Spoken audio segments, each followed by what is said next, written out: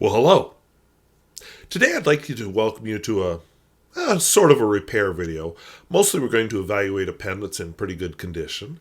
And this is one of those classics of the fountain pen era that everybody should try at least once. So this pen came to me courtesy of my brother and my sister-in-law. Her grandmother passed away, and they found some old fountain pens in her home, and this is one of them. So let's take a look at it. This is the pen set in question. You can see the vintage packaging. So that's kind of fun. I hear something rolling in there. I know why, because I have opened it. Anyway, Parker 51. So we open it. They did put some Kleenex in there, I guess, to pad everything. We'll give you a gander here. So we have Parker 51 and a pen and pencil. Since the pencil is not the main focus of this, we'll just take a quick look at it. And it's got a little clicky poo. And vintage mechanical pencils used a much thicker lead than modern mechanical pencils. But the mechanism does seem to work. And hey, it even had an eraser. I have a couple other vintage mechanical pencils without erasers, so I don't know where I'll find a new one, but hey, there we go. So let's turn our attention to the real point of this video. So set the packaging aside, and unlike normal, I will actually treat it gently. So I want it this way. So Parker 51, which we have Parker, and that's about it. Not seeing anything on the barrel.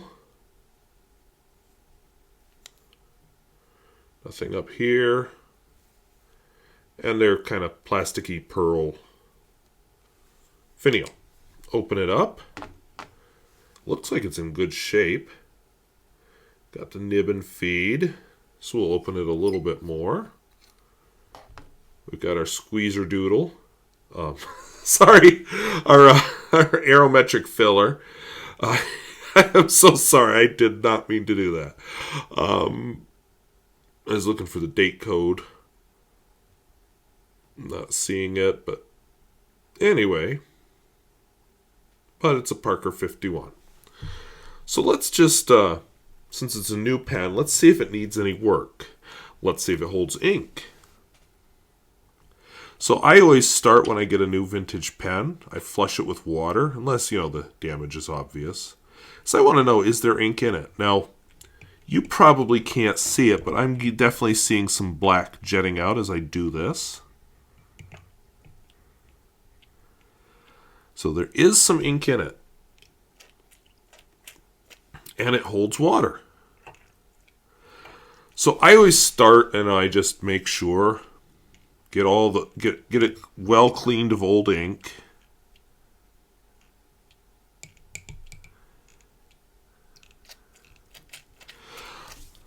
If it's really bad, I'll soak it. If it's not so bad, I might not. Ooh, we're getting a lot more ink now. Yeah! Giddy up! So just point of comparison, you can see how much blacker this water is than this water. Oh, it's the light. No, it's not. We're getting some ink out.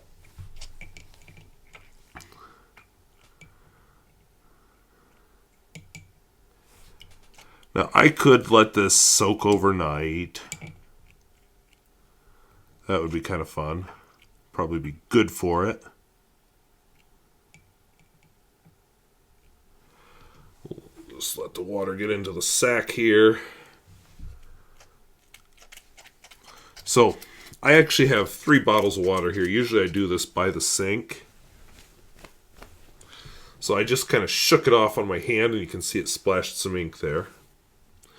So just for my own edification.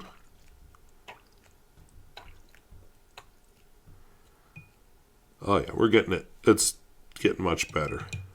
A good soak would probably be the best thing, but I'm kind of excited to do this in one take. So I would probably Fill this with water and then set it nib down in the water overnight at least. So what I have here is some pen flush.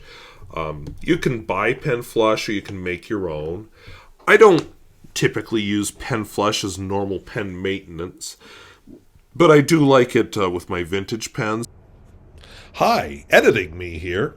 So I just want to point out that I have the pen flush in a Levenger ink bottle. I have a very small amount of pen flush because I don't want to contaminate the whole bottle. So yes, I do reuse that small amount till I feel that it's past its usable point. But yeah, I don't do the whole bottle. I just do a small amount at a time. So I'm just going to suggest that for you too. You know, get a sample bottle or an ink bottle like that Levenger that you can just fill up a small little cuppy-wuppy in it. So back to the show. Just maybe kill anything nasty that's living in there. So to make your own pen flush, you'd use, some ammonia, dish soap, or you can buy it. It's not that expensive. I can't remember if this is homemade. I do have a bottle I was given of Rohrer and Klingner pen flush. What it does is it just gets in there. Oh yeah, you can see the foam from the soap. It just gets in there and dissolves some of the stuff that might take a while to dissolve with just plain water. Now, Parker 51 has a lot of nooks and crannies in it to hide things. My first principle of pen repair is first do no harm. So I could take the pen apart. I could get in at the ink collector. I could get in at there's a breather tube in there. There's the feed. There's all kinds of bits and pieces. I could fully take it apart, give it a good clean. But if I can get it clean this way, why would I do that? All right, so hopefully I've dissolved anything nasty out. So let's just flush it a little bit more here with just plain old water. So now I'm just trying to get the pen flush out. I see I'm not squirting anything black out, so that's good. So my goal at this time is just to get the pen flush out.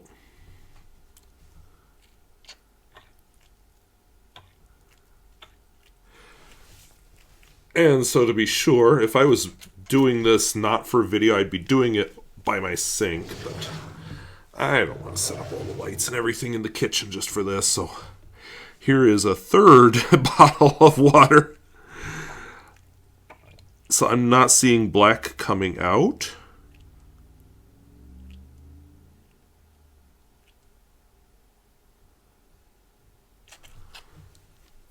And you whip it good to get the water out, and it seems to be getting it out. So if I weren't trying to get this all done in one take, I would then set this nib down on some paper towel and let it just kind of wick itself dry. But I'm going to go off screen here where I can give it a good whipping. Okay, so we shook out as much water as I could. So we'll set all these water bottles down on the floor, where I've got a couple ink spatters from the first whipping. Clean all this off and just dab it dry here. Make sure. Oh, I'm getting a little bit of something here. So there's still some ink in it, but who cares? But since it does have ink in it and it's not totally clean, I don't want to stick this pen into my bottle of Parker Quink washable blue. Oops. And I will just, let's get in position here. I will just add that using ink is actually a good way to flush a pen. So I'm going to put some of my Parker Quink washable blue into this little puppy. A little ink miser. Guess I don't need to fill it. That looks like enough. If I need more, I'll add more. It's bubbling nicely. It actually says on here to press it 10 times. I guess that's to make sure it pulls in as much ink as it needs.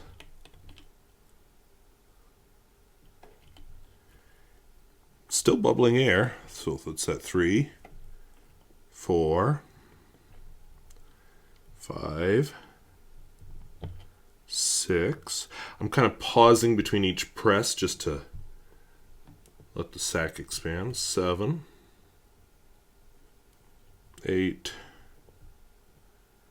9, 10. Giddy up. Okay, not a lot of ink left in that. We're going to do a nice first impression of the Parker 51. So I actually do own another Parker 51. It writes a little more broadly than this.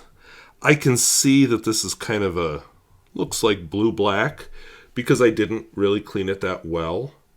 I wanted to give you the idea, but I also wanted to get this video made this week for reasons. So there we go. So we've got Parker Quink Washable Blue.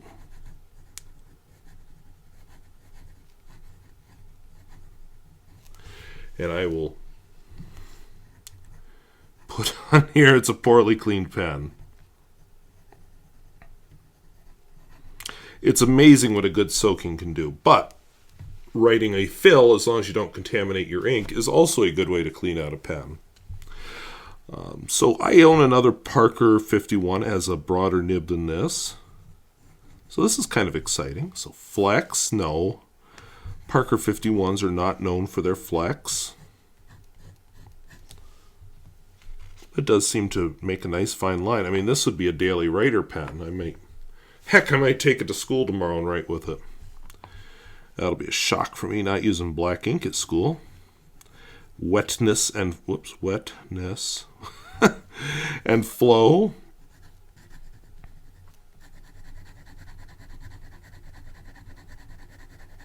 I mean, it's fine, but it seems to be keeping up. Smear test.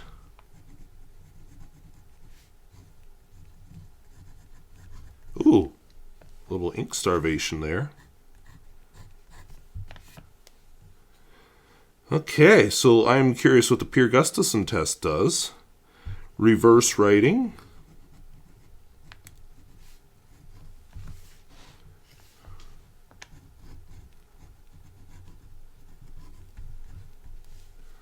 Ugh. Better than the regular? Okay, that's weird. So let's try Pierre Gustafson. Oh, freak nasty. So I am going to give it another chance here. So I'm going to just put the end here on this paper towel. I may have a little flow problem that I'll have to fix. Maybe this means I will have to take the pen apart. Now the ink is coming out though.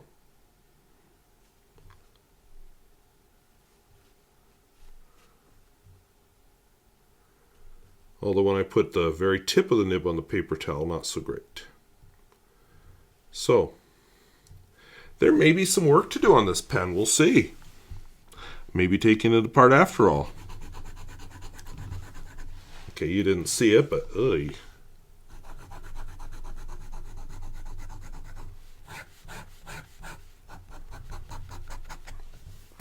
So I'm going to continue to write with it for a few days. Unlike normal, this will not be in Friday's Pens in Use. It was going to be, but now it won't. Because I'm filming it as soon as I quit filming this. So, but there you go. So that was the Parker 51. I like the color on it. You could see it was a little disappointing with the Pierre Gustafson test. I will tell you exactly what was happening there. Ink. That pen was not clean enough. I should have fully soaked it and cleaned it out, but I was in such a hurry. I gotta do a video on this pen, I gotta do a video on this pen, I gotta do a video on this pen. But as you saw with my writing, there was a lot of black ink left in it. Now, if I just would have taken the time to soak it and clean it properly, probably would have had a pretty good Pierre Gustafson test. So right now, the pen is full of Mont Blanc Black. I know there's a couple different kinds, but there's no label on the bottle, so we're just going with Mont Blanc Black. But anyway, the important thing, I not having the trouble I was having before. So yeah, the pen got a good soaking. Like I said, I filled it with water, put it nib down in the water, let diffusion play its role, cleaned it, made sure it was good and clean, and inked it up with Mont Blanc Black, and it's writing nicely. Which I think it was writing nicely before. Very, very fine line, but nicely. But the good thing is the Pierre Gustafson test worked. So there is that.